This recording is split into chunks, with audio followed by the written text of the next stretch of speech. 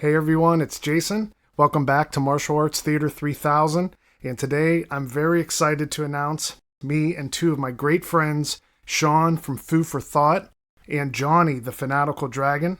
We've started a brand new podcast and it's called Mic'd Avengers. And this here is our first episode. This is the video portion. We are going to put up a few videos on here to show you what the podcast is like. But if you could take a moment to go down into the description, and there's a link, it'll take you to whatever podcast service you use. And if you could subscribe, we would really appreciate it. And we want to say thanks to everyone who's listened so far. We really appreciate that support. And without any further ado, here is our first episode. It's our spooktacular special, and we cover the Shaw Brothers classic, Human Lanterns.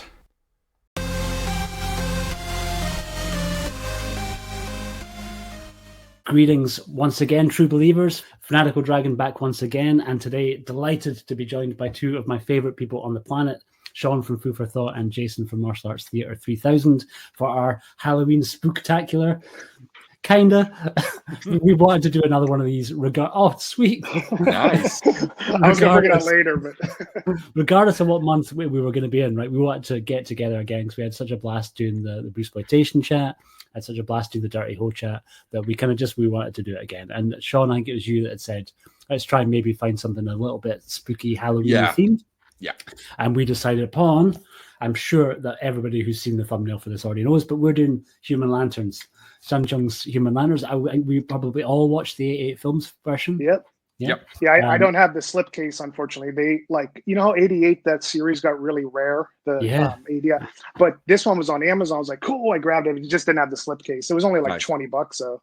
Did you get the poster inside? No, I don't think. Okay.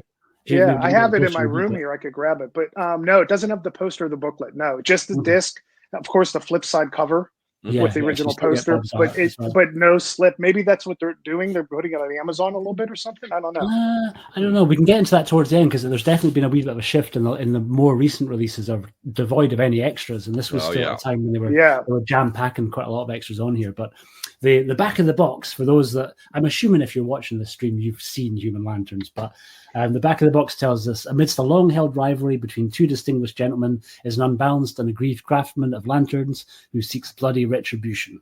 Featuring the Shaw Brothers' custom brand of martial arts mayhem, Human Lanterns also tags into the craze for the American slasher film and the earlier Hammer horrors by providing a grisly take on the serial killer feature in the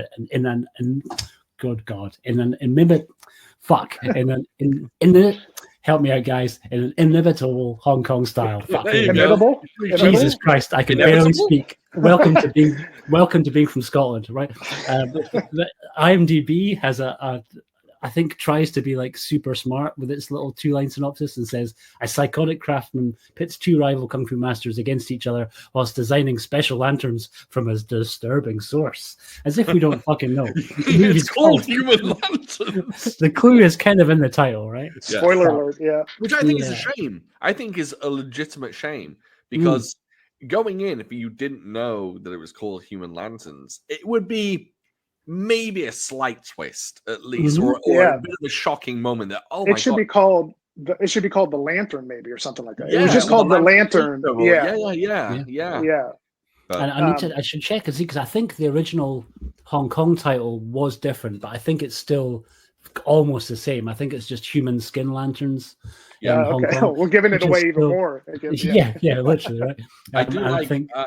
I do like that the description on the 88 Films calls them distinguished gentlemen when they're both complete assholes. They're not gentlemen at all. They're absolute nightmares. And I also don't think it's a class war because they both seem pretty rich. It's just that Chen Quan Tai seems richer, right? So yes. But there's something endearing and charming about them for some reason. You know what I mean? Yeah. Like they're assholes, but it's nuanced. Yeah, completely. And so our two distinguished gentlemen that we're talking about is Chen Quan Tai, the legend Chen Quan Tai, and Lau Wing. And Lau Wing, guy who I'm not as familiar with. I've seen a bunch of his movies, but he's usually the villain, right? I think he one of the leads in Bastard Swordsman, or am I completely wrong? He did do a bunch with Norman. Where I know him from, and only to be honest, from his interview on there, is he is that main bratty son in Big Boss. He's the big boss's son, and he looks, I mean, obviously 12 years younger. But he's the main guy in the tucked in, like, whatever, polyester shirt.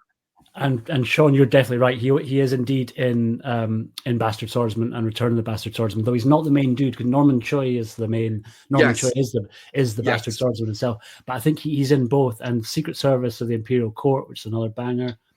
Spirit of the Sword, Jewel of the Century, Bloody Parrot. God, loads. I think he jumped back and forth, and there's, like Jason, like you said, that interview with him on the disc is fantastic. Yeah, I think that's not one of Frederick Amberzine's. That's from Arnaud Lanuc, who I think is also French but permanently based in Hong Kong. So I'm seeing him doing more and more special features for releases as we kind of go on. Maybe not quite as slickly put together as some of the Frederick Amberzine ones. Frederick Amberzine's interview with Susan Shaw that's on there is also a belter. All the extras in that disc are really good. So I think which one did you mention there? Yeah, I'd like to talk about that, even if at the end. I didn't watch the very end of the, what's his name again? Andy Lau? Is that it? I'm sorry, I said not Andy Lau. Lau Wing. Lau Wing. I should have said not Andy Lau. And I even got confused between like the actor and the guy who made the video. Is Tony Liu? Yes, that's his American name. Yes, American name. Okay, yeah. But I will say it's funny. Like his is like a sophisticated getting into movies thing. The girls are just talking about how they wanted me to get nude. They want me to get nude. They want me. I think Linda Chu talked about them wanting to get nude. I was like, man, times have changed. That sounds borderline like harassment. I mean, she's like, oh yeah, he was my mentor months and months on end. He just wanted me to get nude in this film. I was like, oh okay. I think nobody was having, from the sounds of it, the overall perspective that I got from all of the interviews was no one was having fun on a Sun Chung set, right? He sounds like quite a taskmaster. At one point someone said that he gets so carried away he would end up getting himself in shot a whole bunch of times, and he'd have to reshoot that take, and a lot of the takes were kind of like loads of prosthetics, so a lot of setup and prosthetics. You know what vibe I'm getting from him? In the aesthetics we can get into, and the way he sounds on thing is Stanley Kubrick, because I can see because Stanley Kubrick was notorious, like the behind the scenes footage of The Shining and that. But the obsession with each frame, I can see that in Sun Chung. This is not like I mean, my God, the attention to details. This is like, I don't know. It's like what's the guy that did the puppets for Jim Henson or whatever? I mean, this is like practical. I could not believe watching this how detailed each shot was, the framing, the lighting. Jason, this was your first time watching the movie, wasn't it? Yes, it was. Do you want me to tell you my overall initial impression? I would love to, because we've both seen it a bunch. I think Shaun, you've seen it a few times, didn't you? I when it comes to musicals and the horror of Shaw Brothers, I've not seen much at all for whatever reason. I want to pull it back a little bit, but why I put on the governor, I got to tell you, watching this, I couldn't help but think this is like the best thing I've ever seen. Honestly, like watching this, I could not, my internal dialogue and how I felt, I think it might be like the best Shaw Brothers movie I've ever seen. Wow. And like, wow, dude. No, I'm saying it. No, and I want to be like, I don't want to have a lot of hyperbole or be like, there's a guy in Howard Stern's show named Richard, and everything's his favorite. I'm not like that, but I was like, damn, I got to tell these guys, this is like, I can't even get past. Like, I mean, Chang Che and Lau Kar-Leung are like all of ours. They're like my two train tracks for Shaw Brothers, and that's all I would watch. But you come to know, like, the later period, Lau Kar-Leung's really ramped up. The later period, Chang Che is more stripped down. Like I've talked about the Two Champions of Shaolin, how I remember renting that when I was watching a ton of Bruceploitation. And I was so used to the like ragtag, grab a camera, shaky, like they're in some gravel pit. Like you don't know what's coming next. You can rely on Chang Che, especially in the Venoms, it's going to be very static. And like Dragon said, they really carried it a lot because he was getting older and not as hungry. I remember when I rented Two Champions of Shaolin, I was starving for some Shaw Brothers because it wasn't on TV at the time. And I was like, oh, I'm back home. I'm back in this Shaw Brothers set. I was like 11 years old. But it also felt very barren. And like, I was like, if you watch Two Champions of Shaolin, there's just everything is so open and the actors fill it in. But if there's kind of just two of them talking, I don't know, it's just very barren, not a lot of stuff in the background. So when you get to Sun Chung, I sometimes get a feeling I'm going to get that same feeling. I mean, the opening thing, it felt like a wuxia film of Tony Liu doing his sword play on that little deck. there's like I don't know, like a lantern, a different type of lantern, like a flame, whatever, off to the side, and I just knew this guy is framing every shot, and the colors were so amazing, the acting was so amazing, I just was so blown away. I don't know, it just felt like it had that it factor, like almost Steven Spielberg-esque. Like there's some masterful things there, and like I've seen Avenging Eagle, and now I'm seeing, okay, this guy likes horses a lot. He likes slow-mo a lot. But he likes dolly shots. Lots of dolly shots in this. Yes. I will say this, his dolly shots are perfectly crafted. They're wonderful. They're not just thrown in there. They add something awesome to the film. I really appreciate them. Yeah, and apparently he was a lot more hands-on with the choreography as well. I think I think the Kubrick analogy is one that I didn't immediately see, but I think that's actually really good. And I think I'm so stoked hearing that you had that reaction to it, man, because I think blown away. There's a bunch of I've seen a lot of Shaw Brothers horror movies, and because I bought literally every single one of those 88 Shaw's films, and a bunch of them are like just pure straight up horror, and 90% of them I watched once when I got it, and I will probably never go back to again, because even some of the ones that get held in really high regard, like I don't rate Boxer's Omen very much at all. I don't enjoy watching Boxer's Omen. I think. Oh, I have seen part of that. That has Sammo Hung in it, or no? That has it has not Sammo Hung. I'm sorry. I was mixing. There is a scene inside of a boxing ring. I was mixing that with Game of Death. I was mixing that with Game of Death of the boxing ring. I have seen parts of Boxer's Omen, but I have not. Isn't there like a really violent scene around that boxing ring, like something in the locker room? Kind of quite aggressive, really annoying soundtrack in places too, where it's kind of like just using sound almost like as an extra element to torture you with.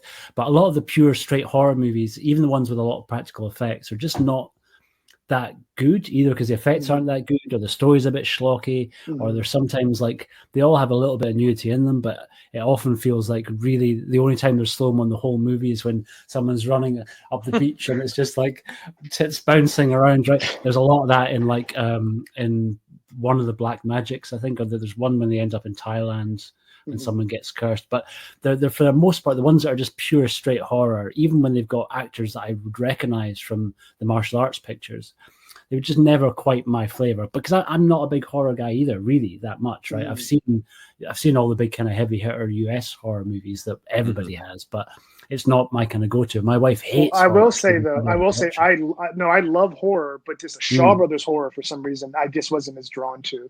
And I just learned recently, Shaun. Oh, okay, not missing much. But I recently learned, Shaun, you're like a horror head. You said even more than martial arts. Wow. Yeah. So horror was my first ever genre that I got into as a teen. I started early with, basically my mum showed me Nightmare on Elm Street when I was super young. I just fell in love with horror. And during my early teenage years, I just spent them. So a lot of, I hope everyone knows out there that there was the Video Nasties list in the UK, which resulted in a bunch of banned horror films. And in my early teens, it was my job and my quest to bring in films like Cannibal Holocaust and, the crazy House by the Cemetery and all the violent. I've seen that. That Cannibal Holocaust is messed up. Wow. Oh, it's beyond. It's with that log. That log, they kill him with the log in the mouth. Oh my lord. Yeah, that was messed up. So I started getting those, and then it wasn't until later on where I discovered Drunken Master, where I fell in love with martial arts. Now these days, I kind of balance I shouldn't say martial arts. I balance Hong Kong cinema or Asian cinema with horror, but I definitely watch a lot of horror these days. And because there seems to be more releases of mainstream horror, like US horror, I tend to watch more of those, and then I pick up the Asian cinema releases and watch them as well. So I don't know, horror and Asian cinema has kind of been a nice balance for me. And I think this movie is I'm glad you said the word balance. This is working so well, because I think it's like one of the Shaw's movies that does have one toe in horror, but it's still definitely very much a kung fu flick. It's still definitely got a bunch of really incredibly well staged, really beautifully kind of executed and performed, and quite a bit more biting teeth to some of the choreography, where I think one of the people says on one of the interviews that Sun Chung was happiest when he was seeing people kind of suffer on screen, right? He was that Kubrick element, right? He wanted to see the emotion of it all. So a lot of the choreography he was pushing for, and there's a few shots in there where they just do some stuff that you don't often see. There's one point when the Tai Chi sword that Lai Wing's using literally slides up inside Chen Quan Tai's coat and kind of cuts out from it. It's like really fucking close. One of the first cuts he gets on him, right? Or something. Yeah.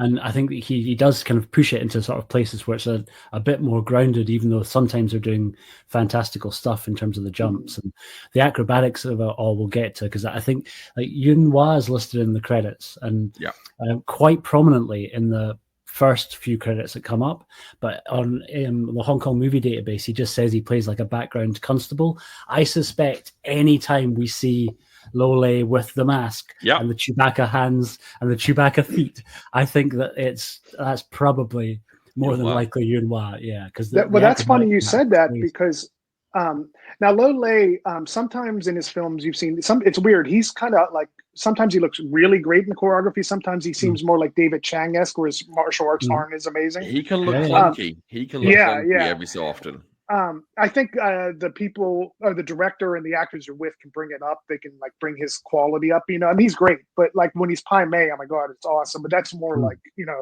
kind of stilted, like majestic. But what I was saying is when he took his mask off in his lair and was moving, it looked identical. So I thought maybe it was him because like he was really good, like when he took it off. Like I thought like when he was fighting the Tan's hunting sister or the hunter.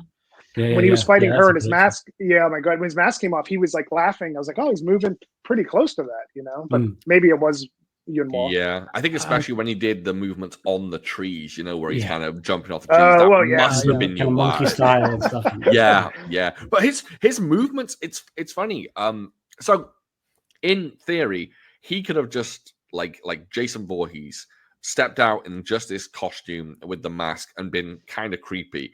His movements in the film add such a bizarre, creepy element that I understand how some people might watch this film and see his movements and kind of maybe laugh at it. But if you really think about it, imagine him popping out in front of you doing those movements. That's terrifying. Yeah, and I think there's if you focus on the horror of this film and kind of let it sink in, it's a pretty grim horror.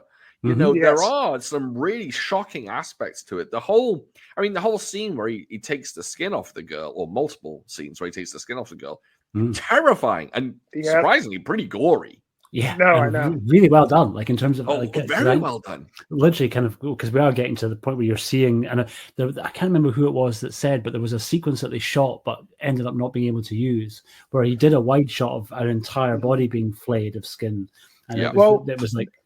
Well, I listened to not the whole thing, but I listened to the commentary, and I gave those guys a shout out on Podcast on Fire yesterday. I thought that was impressive on Facebook page. That they did a really good job. They did. But they summed up that there's the UK and the US versions based off the UK, which was missing part of the skinning scene. But I guess this was supposed to be intact, unless you heard there was like another one. But what I thought was interesting is when you're watching it, when you're watching it get ripped, did you notice it cuts to like a worse quality when it's ripping off? Like the colors all change for a little bit. It seemed like an inserted scene from a different frame. Like when Linda Chu's first getting ripped, watch it's ripping, and then it changes to like a different real color for a while, and then it goes back. And when they said that, I was like, that seems inserted maybe from a different. But you think it would be remastered all the same, but maybe it was pulled out of. But it might have been pulled out of the reel, and they had to like get another reel to insert it, like kind of like how Michael Wirth had to do. Yeah. But I didn't know it's a shift, but I think, and I've seen it quite a few times. That didn't jump out at me, but this was the first time because I knew we were doing this that I really probably dived into the extras, and so it was hearing her speak about there being an extra thing they'd shot. But I kind of got the sense that just never even made it into the original cut. It wasn't like it came out and then it got cut from the movie. Like it just didn't left on the editing room floor. Yeah, no, the commentary said like there's the master reel and then the UK cut that and then the US used the UK reel. So they were implying this 88 films had everything restored back in. And that's why when you saw that rip and it changed to a different reel color just for about 5 seconds, in my head I said, oh, maybe that's like, I don't know, maybe that's more damage or whatever, you know what I mean? Because it wasn't preserved or I maybe, but I always kind of viewed it from what they were saying in the interview that there was like a sort of more nudity shot because there was sort of fleeting nudity at like quite early on with one of the girls, right? Yeah, but after that, I think everything's kept kind of fairly. It might have been, No. I wanted to say that. Oh, I'm sorry. I just wanted to add that Linda Chu. That's like the Shaw Brothers effect. Horror movies do this sometimes, but I thought it was impressive how set up Linda Chu was, like as like they were dueling for her and everything. And then when that blade was coming on her head, I was like, oh my God, they're killing her already. And I was like, but that's cool because that's Shaw Brothers thing. That's the magic of Shaw Brothers. When Guok Choi dies so much and everything, as much as you love him, you don't know who's going to die. Sun Chen, the hero. Like that's what's so great about it. It's like it's definitely different with the Chinese culture. You're never going to see Sylvester Stallone die in the movie, and and in horror movies, sometimes the main girl, like I don't know, if you're watching Texas Chainsaw Massacre with Jessica Biel and she's on the main thing, she's not going to be the first kill. You know that. Right. There might be. I'm talking about the remake. You know what I mean? Because but like. That's what I thought was cool about it. I was like, oh wow, it just had like I was being jerked around in a good way. I was like, oh my God, the girl they're pining over, and another thing in the commentaries, they referred to Linda Chu as Chen Kuan-tai's wife, but I think that's incorrect. Like he did say he would marry her. I think she is, because I think she calls him master in the subs, which is maybe what makes it a little bit confusing. But I think that the deal was that she was her character was the one, because her character's name is, let me get the character names up. I think she is. Oh God, I can't even see here. I have some of the names. Well, I got to say, while you're looking it up, Sun Chen Sergeant Poon is the funniest name for a cop. I mean, gosh, that's like a porno plot of her, Sergeant Poon. I mean, I don't know how that slipped through. What's Linda Chu's other name? Because I think they've got her. I made myself a little note thing, but I don't have her. I have her Yen Chu. Is that her Chinese name? She's Choi Sung Wan. Yeah, I do have that written.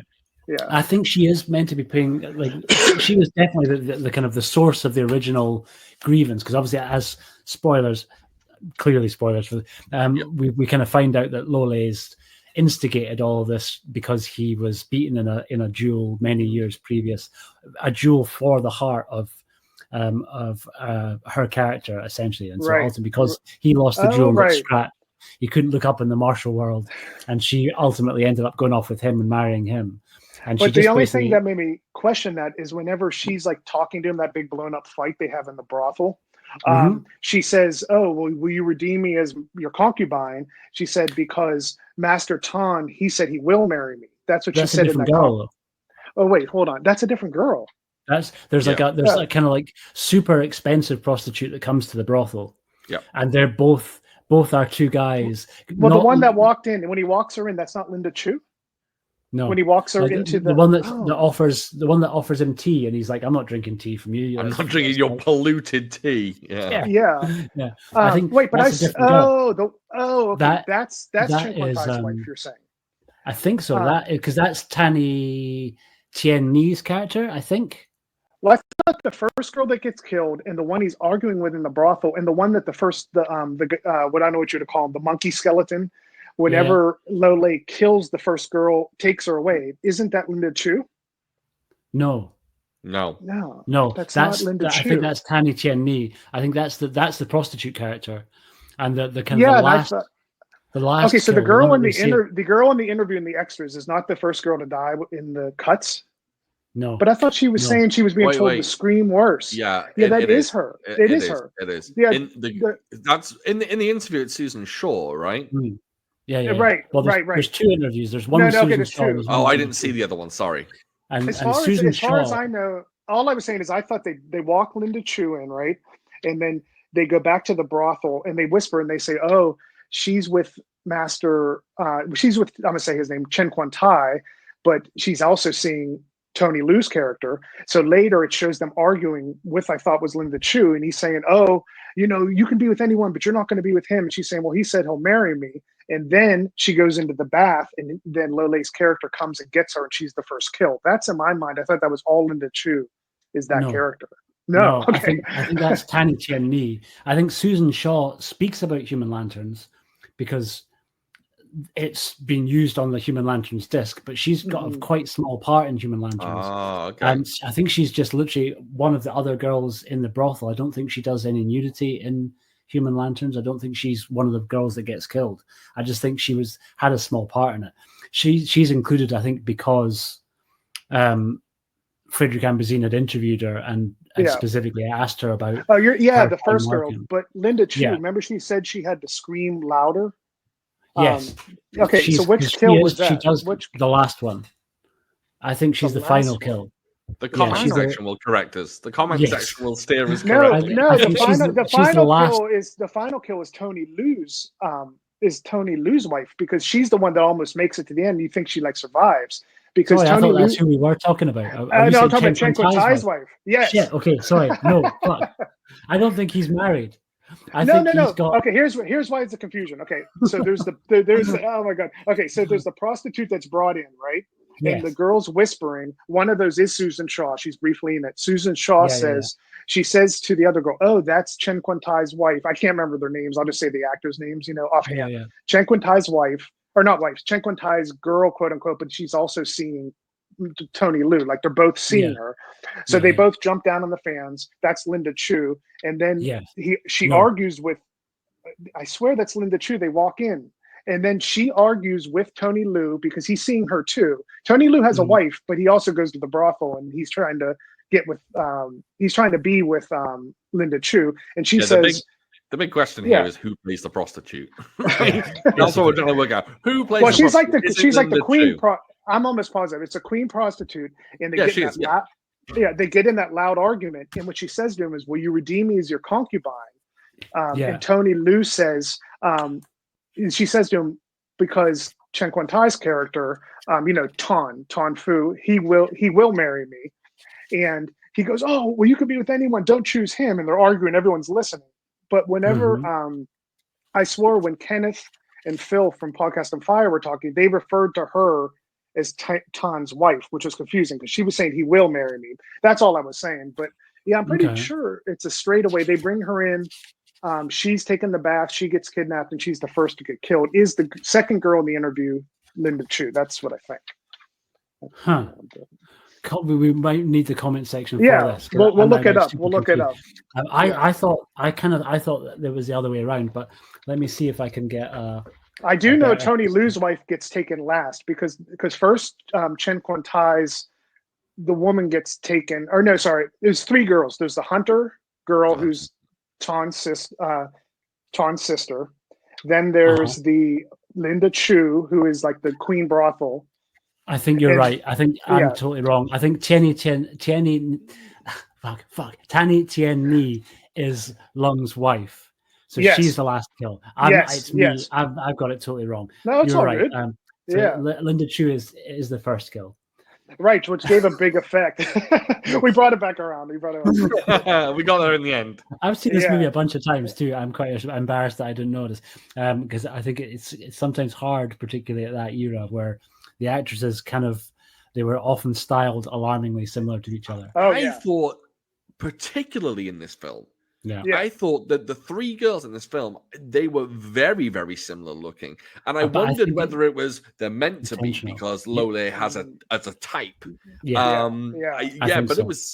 looked very similar. And I think also because he wanted them to experience what he'd gone through. So I think he was trying to get them into a situation where they're battling each other.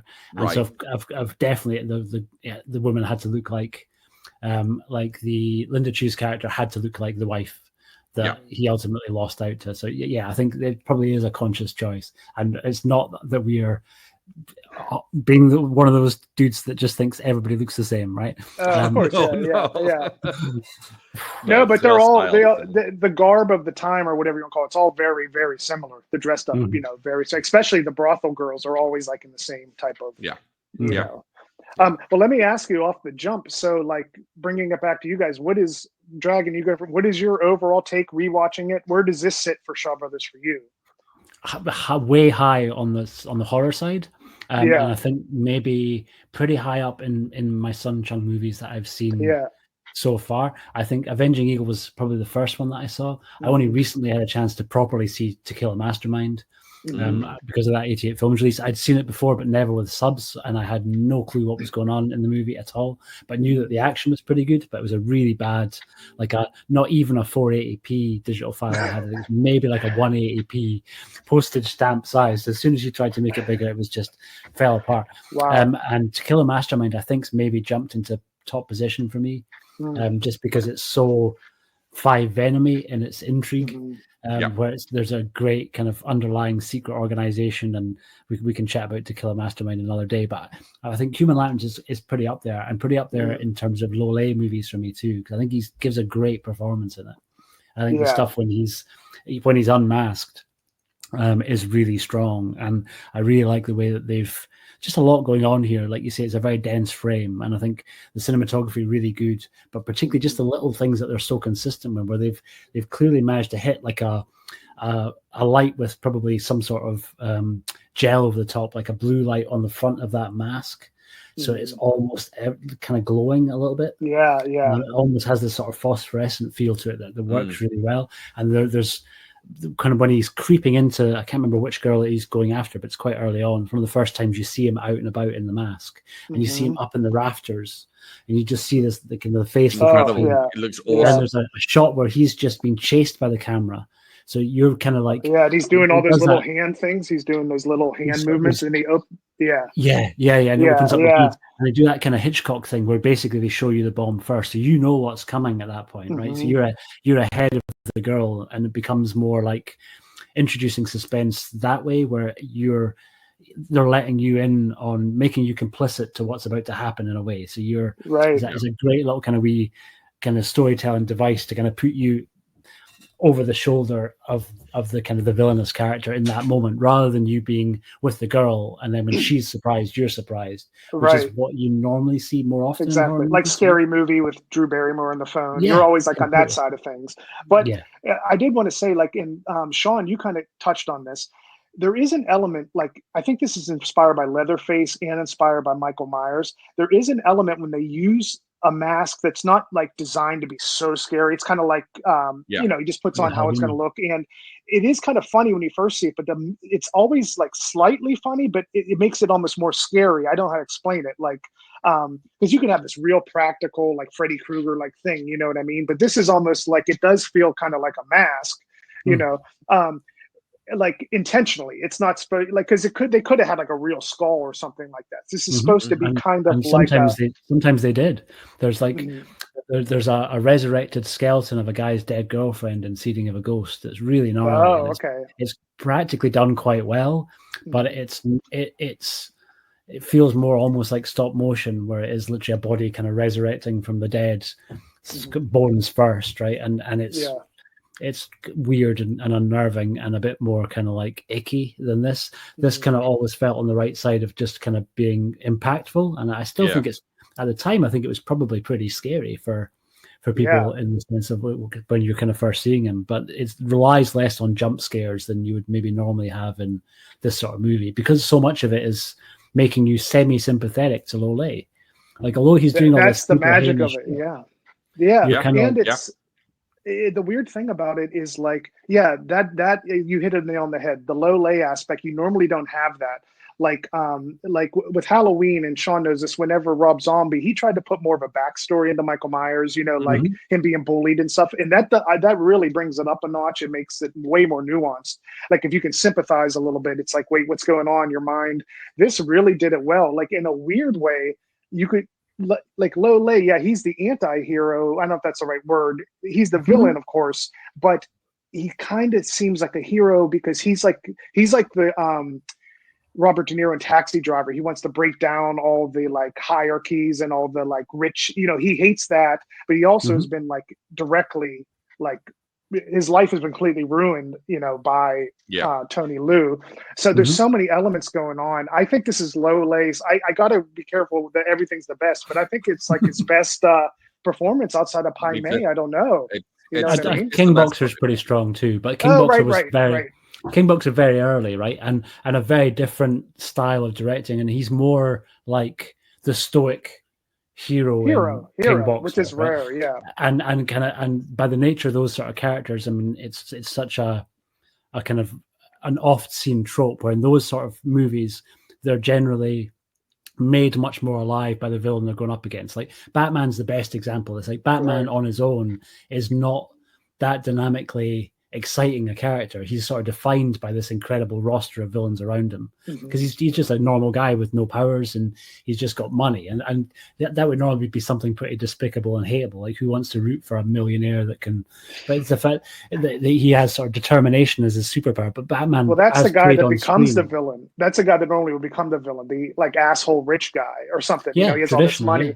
But good point. But I think, but this time around, and certainly we saw Lole playing villains a lot more. But usually in that, again, even when he's being Palme, I think it would almost be like if we were seeing executioners from Shaolin, but from Palme's perspective in what we were getting in Human Lanterns. Exactly. Like if half of the movie, because at the end, I was genuinely pretty bummed when he died. Like, and the fact that they kind of all had to team up against him to take him down was what you normally see the other way around. Like, it's normally like the hero's got to go up against multiple guys at the end and fight his way to the top of the tower by getting through all the people together, rather than it being a case of like the villain is only being able to be taken down by everyone together. And I even then, there was a beat at the end. There was a beat after the fire, like after, because you kind of watch Sun Shen watching them both on fire. I did wonder if at the end he hadn't been making lanterns; he'd been making a really good Tony Lu mask, and really it was low like Mission Impossible style underneath there. I was kind of hoping for that, right? Yeah, we never got that beat at the end, but I think it's definitely kind of one of his better, stronger performances. I saw that coming though, that Chen Quan Tai. I saw they would pair up. I could see that as like predictable for some reason. What I did not predict is when they were fighting Tony Lu and Chen Quan Tai, when Lole appeared up at the top there and killed Chen Quan Tai. That was beautiful. I mean, I don't know what, like, because part of me didn't quite understand why Lole was going after Chen Quan Tai too. They confronted him and he said, because I wanted you two to battle each other. So I understand him creating the friction, but him just like murdering Tian. That's when I realized, okay, this isn't just about Tony Lu specific. This is like him against the world because he's in the rich world. He wanted to see it all burn. But it's not just that simple. There's something going on there. Like, yeah, it's magical. But when those two, I could tell that for some reason I knew Chen Quan Tai and him were going to realize they were both being played and they were going to pair up. And I thought it worked great. That Lole character, though, I think it would have been cool if he lived and did some sequels, but that's too cliche for horror movies, right? If there was like 5 Human Lanterns or something, They did it with the other ones. They did it with Black Magic quite a bit, and the Black Magic movie, I don't think necessarily warranted getting a Hex. Also got a few sequels, and the first Hex is amazing, but the second Hex after Hex, not so much so, and they sort of often descended, just the ones that made money, they kept on trying to milk a bit more. But I kind of get the sense they probably couldn't have done that with Sun Cheng. I don't think he would have been up for it. I think he was one of these dudes where each one of his movies is quite different, very different energy, very different feel. Yeah, there's certain things that are recurrent themes, like To Kill a Mastermind is another one with super dense production design and really rich sets, and the way that he would do, like Shaun mentioned, his dolly shots, like massive ensemble cast in To Kill a Mastermind, these beautiful dolly in shots on like a room with like 12 dudes in it, and they're all like showcased, supposed kind of spectacularly. He was really, I think, all over it, and apparently a lot in the choreography too, as we kind of said a bit earlier. So I think it's a really one of the better examples of the Shaw's horror.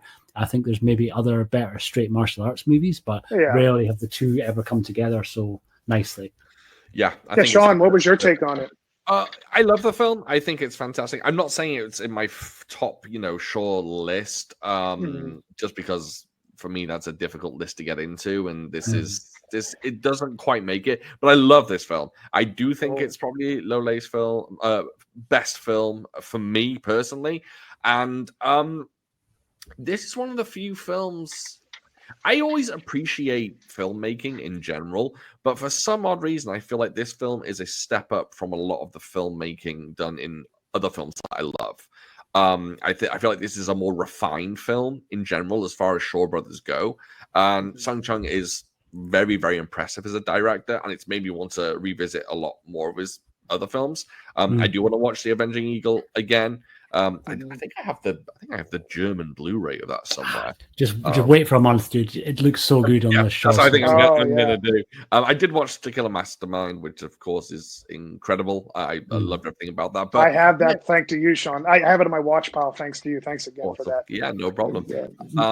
My prediction, just before we go too far off To Kill a Mastermind, I said to Jason a couple of days ago that my prediction ahead of time, and I'm putting it out publicly because hopefully this will air before you get a chance to watch it, is I think you're going to enjoy that more than 5 Venoms. Which is wow, I'm not doubting you. I'm not doubting because two things.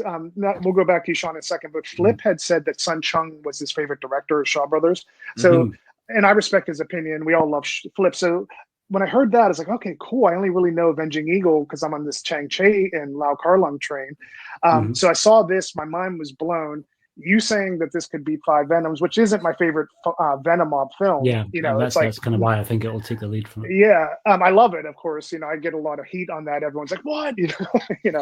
But anyway, yeah, Shaun, we were saying though. Speaking of the Venoms, I love the fact that I'm going to word it in a way that probably isn't true, but it felt like this a little bit. So I was watching the film, and I love how it feels like Sun Chung is directing the film and everything's going smoothly and everything's going wonderfully. He's making his, an incredible masterpiece of a horror kung fu hybrid. And it feels like halfway through the film, he goes, I'm going to need an extra fight. Let's bring in Lo Mang. Let's just throw my audience a few extra fight scenes. But it's so great that Lo Mang appears. He has like 2 fight sequences, and those weapons he uses are so unique and so interesting.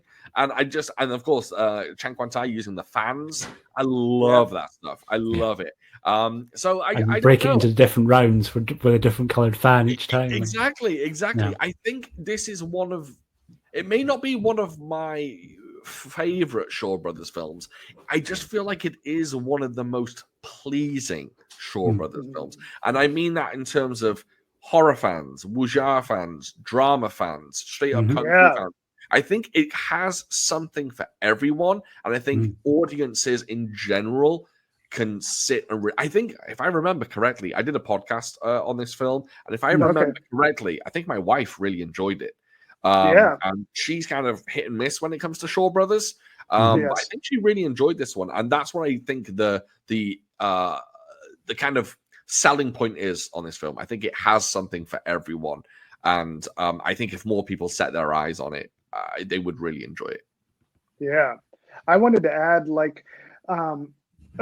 usually on Venom films, it needs 3 Venoms in it to be considered a Venom film. We were one short. I could have had this on my Venom mob list. Have you guys ever noticed, like, when Venoms left, the main guys they pushed at Shaw Brothers were Chen Quan-Tai, Lo Mang, and Sun Chen. Not the main, but like one of the main people. Because if you watch a lot of his later wuxia, it's usually Sun Chen and Chen Quan-Tai, Lo Mang, and mixing them up. They kind of brought, like, this isn't just like a one-off of them. They're in a lot of those later 1984 and 85 Shaw Brothers ones. Chen Quan-Tai's, like, which is great. And I've not seen all of them.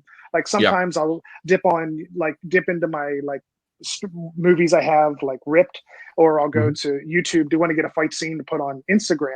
I was like, I got to go watch this. So I'm like, wow, it's Chen Quan-Tai and Sun Chen again, which is cool. And it makes me realize Sun Chen, he might be the best Venoms actor, because they're not known for being like, were you thinking that too, Shaun? I think Sun Chen has a very specific star quality to him. I think he exudes some kind of like star quality, and I feel like Bruce Lee-esque. It's Bruce Lee-esque. Yes, and I think if he would have been given more leading roles, I think he could have absolutely shined.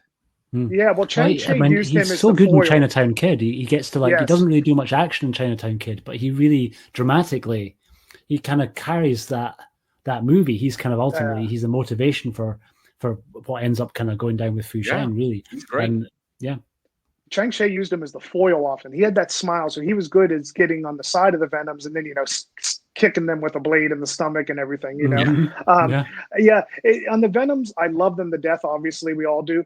I do think Liu Fang is probably the least of the actors. He's really good, like, as a villain, but when he has to play a good guy, he still kind of looks like a villain to me. It's like not that big. It's not. Yeah, it's not that big of a change. Like Sun Chen, what I said, Bruce Lee, he has that like star quality smile to him. Like he smiles and you like it disarms you. Then when he becomes the villain in a lot of the movies, it's like that twist.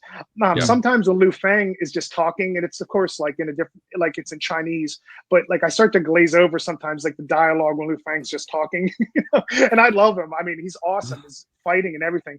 I think Sun Chen and Chang Sheng probably. I think they're probably the two best actors out of the Venoms. I think that's why maybe the two most charismatic, maybe. But right. But I think Lo Mang's up there too, because I think. Oh right, Lo good Mang, point. Yeah, good point. And Lo Mang, different sort of energy, and I find with Lo Mang they kind of literally did almost they Clark Kent him, right? So when he's got no beard, he's usually good. When he's got a beard, he's generally morally ambiguous or like kind of on the more villainous side.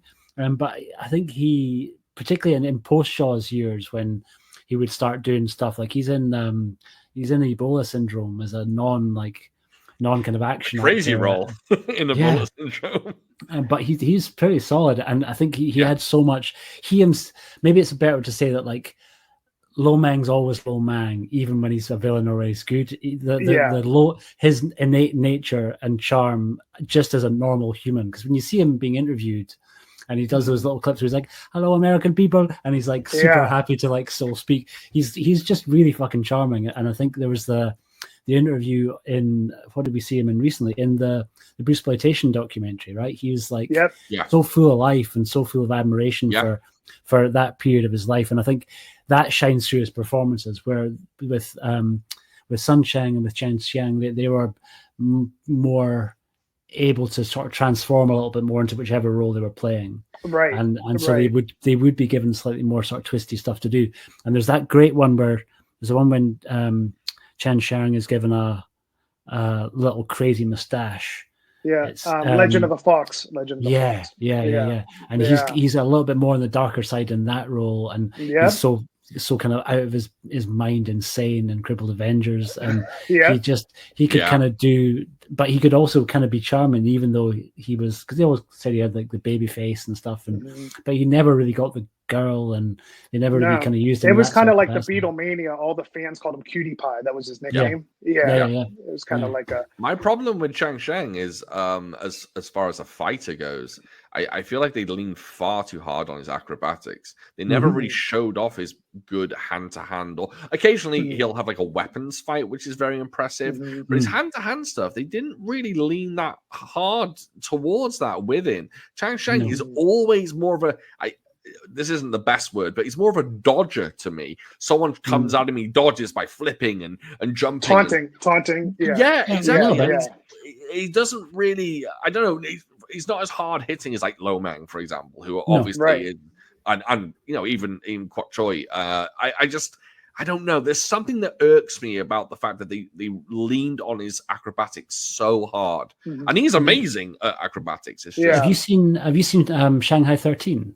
Oh yeah, Because I know he choreographed that too, and I think he does a little bit. He's a bit more grounded because he's a little bit older. Yes. But also he does every single fight scene with like a cigarette hanging out his mouth, which I fucking love. Like, he just spends goes through the whole movie just smoking in that kind of white outfit. But I think you're definitely not wrong. I think he was the tumbler and the acrobat of the squad. Well, that's why they killed Lo Mang a lot, because they wanted to have the last fight be the three of them.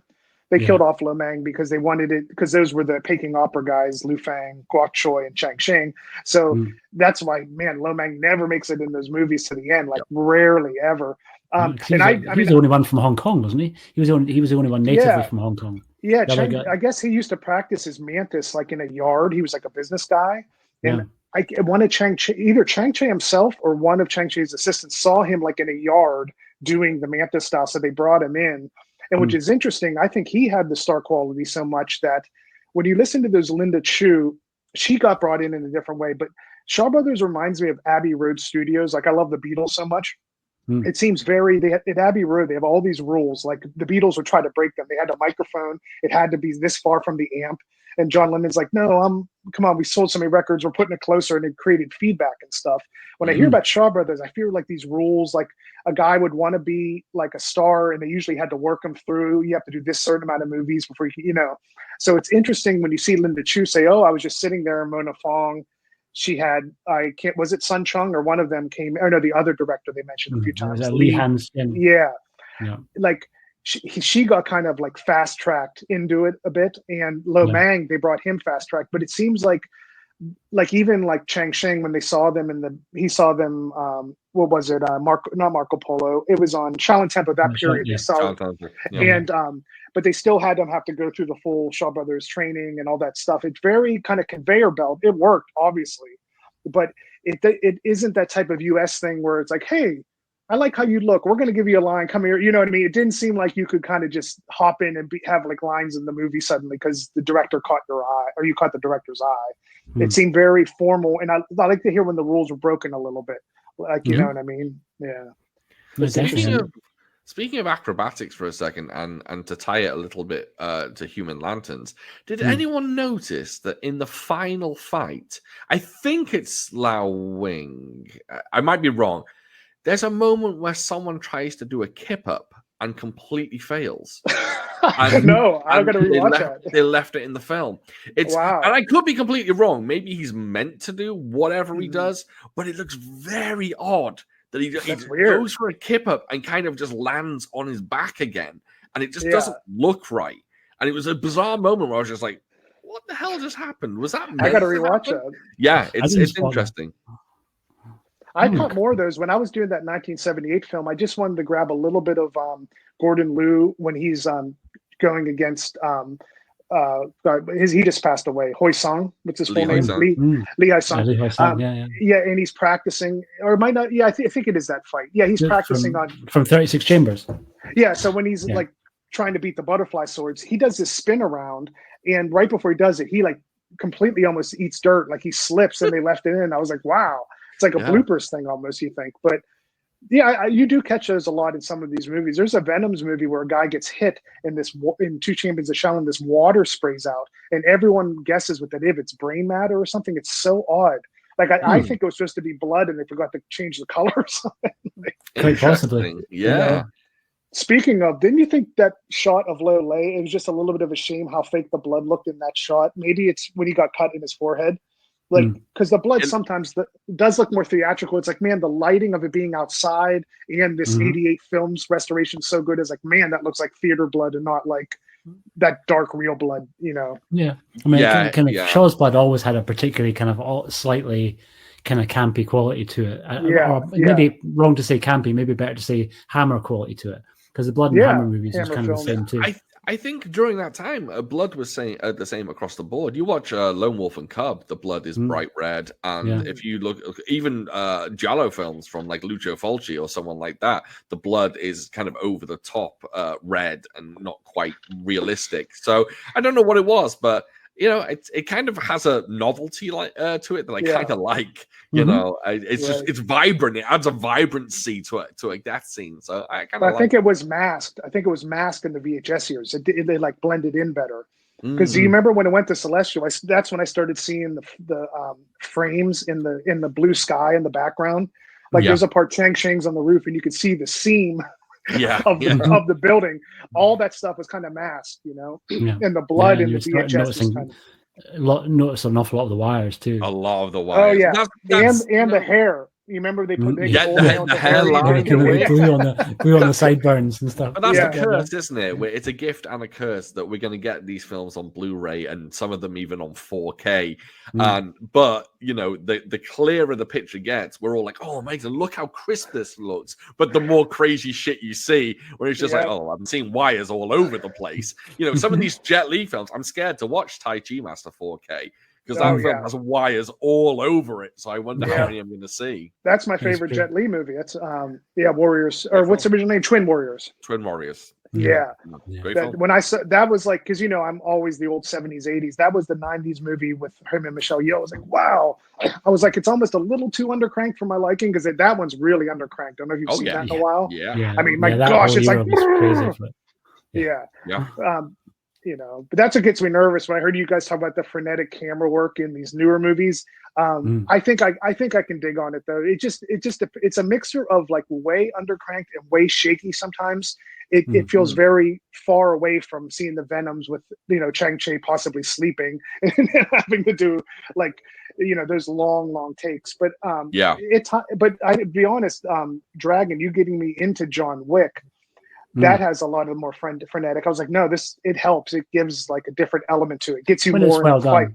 I think so long as what you're filming is competently staged. And I think that was where sometimes some of the criticism that was leveled at Bourne, even though I think Matt Damon did do quite a bit of work and got himself in a lot of shape, it wasn't choreographed in the way that we think of things as being choreographed. Oh, right. And so Bourne was notoriously, I think the first one not so much, but as the series progressed, it was the one that always got the worst accusations. If they didn't really know how they wanted the fight to go down, they would literally just shoot at the camera, right?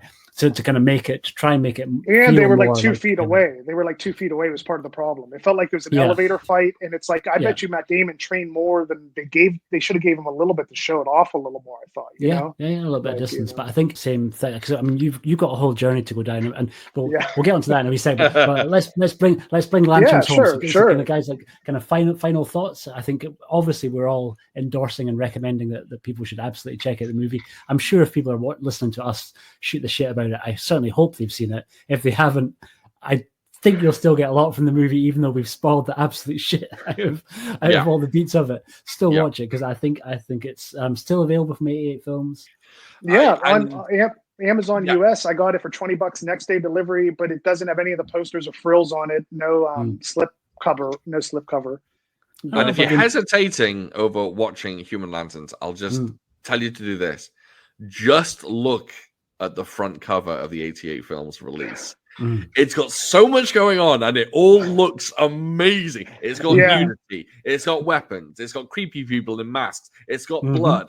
It's just just look at the cover, and I guarantee you'll sell it. And it's because every single one of those beats is in there.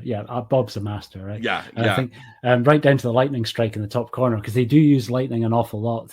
They do, and it's also one of the rare shows that actually gets out and away from the studio a little bit. We get some outside location stuff. That's a Sun. He does that with Eagle. He does that with Avenging Eagle, right? He likes the outdoors. Good for him. That's so refreshing. And I'm running out of time a little bit. I was saying, but that's the thing about it. When I said Abbey Road, there's these parameters to the Shaw Brothers. Like the Bruceploitation, they can go like probably without they didn't have a license to it. They'll go down into Chinatown and be filming all this stuff. You don't know what it's going to do. You can feel kind of like the parameters a bit. Sung Chung pushed that to the edge. You know what I mean? It's kind of like a video game system where later in the life of the system, you get the best games.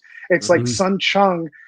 I don't know. That's what I'll say to people. If you like cinematography, so dense, like Dragon said, amazing cinematography. The drama, it starts out as a drama, a little bit of a wuxia feel.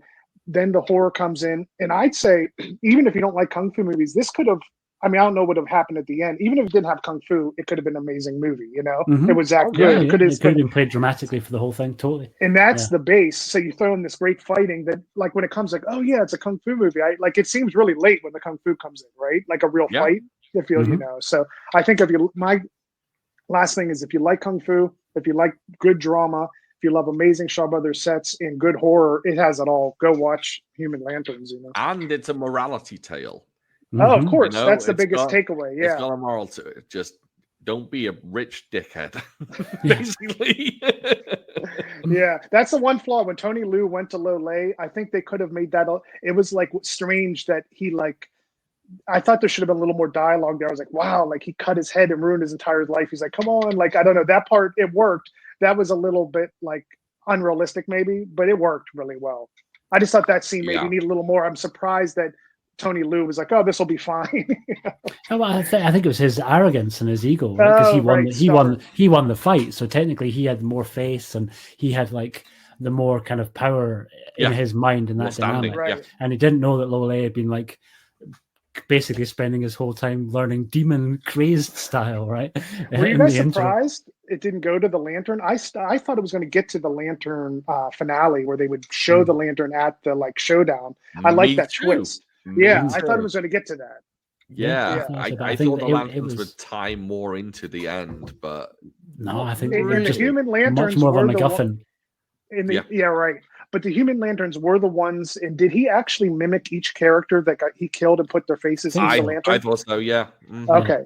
They didn't showcase the skin as much. I thought it'd be more like a square. You'd see the skin, but it's kind of like a stretched face. Or yeah. Yeah. No, I'm kind of glad they didn't go down that way, because there was the other, like, my favorite lantern element in it, which we haven't mentioned, is the fight inside the restaurant, when again it's like a straight up power move by both guys, where because Sun Cheng shows up and is literally like, you can't fight in here, you're disrupting people. And he's like, food and drinks are on me, right? So then everyone's all automatically on board, and Sun Cheng can't say shit, and he's like, and I'll pay for all damages. And then there's that great little back and forth. Yeah, with I know why you like that, Dragon. You like that because it's dirty ho-esque. It's like a little bit. Yeah, because it's like they're stifled, and it involves I don't know how to pinpoint. I can tell you like sophisticated, like hidden kung fu. I don't know. I have to get it better. Not always hidden, but no, I think I didn't even make that connection. But yeah, I think you're right. I mean, I think part of it is just I like the way that the kind of story beats work, because I think it's always, I mean, we've all seen loads and loads of really great action, but action without context can tend to be a little bit dull over time. No, right? I know. It's like a guitar solo. By character. Yeah. A guitar solo is only as good as the song.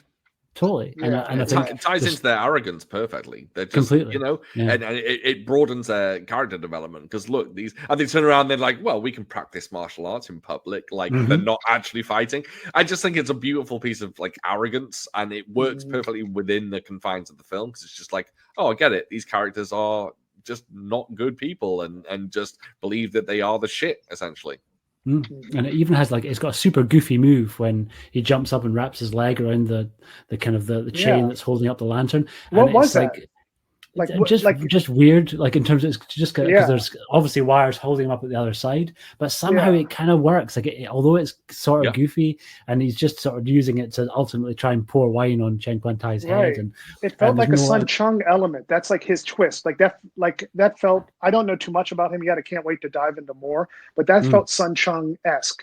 Like him, because he likes to slow things down in the important moments, and it's like maybe that's like, because I've noticed he has a lot of slow-mo, of slow-mo at the big moments in Avenging Eagle and in whenever Chen Guantai does punches, but he keeps the slow-mo going for a while, Oh, he directed he directed The Deadly Breaking Sword and The Kung Fu Instructor, which comes out I've next seen month now. Yes. T Lung, that's a great one. Killer fight. It is a very good film. And The Deadly Breaking Sword does not get mentioned enough. It's really, really good. I watched saw it so long recently. Ago. It's so good. It's so good. I gotta see that. I reckon. I hope it gets some kind of Blu-ray release at some point. I got those old DVDs. Remember those old DVDs? Oh, sorry. Go ahead. Was that it's on one of the Shout. It's on one of the Shout ones, I think. Oh, maybe is not. it? Okay. Maybe not. I have to check. I think it's on one of the Shout Factory newer ones, Deadly Breaking Sword. I'll have to double check. Okay, I don't have them all yet. They came out so thick and fast that it's really hard for me to remember which is on which one. Which is not a wonderful thing for us to be complaining about. Like the regular first world problems, as they say. Yeah, totally. Yeah. Do you remember those old Sword Masters? Yes. Yeah. I would watch them to death, but some of them, like Battle Wizard and Deadly Breaking Sword, I never saw Battle Wizard yet. It was one of the ones, I know there's some like lasers in it, and always been on my back burner. I have a lot of Shaws I own I've got to get to, and it's fun to have that because you don't have to buy a ton of stuff. You have it. Yeah. Good stuff. Well done, gentlemen. That is just over an hour, I think. And I think thank you everybody for joining us. Gentlemen, thank you again for taking the time to sit down. Thank you, guys. Always a pleasure. Always. I think this time we should maybe all leave a comment underneath and make a suggestion for what should we do the next time that we sit down and do this when we get together. Doesn't have to necessarily be a Shaw's film, but it's the easiest way to get us all together at the same time in the same place with the most enthusiasm if you do go down that Shaw's route. But it's not mandatory, so I'd be intrigued to know what people would like to hear us shoot the shit about, because it's a blast doing this, guys. Yeah, for sure. Thank you, guys. Always. Yeah, thank you. And we'll look forward to seeing you again next time. Goodbye from me. Bye, everyone. Goodbye from them.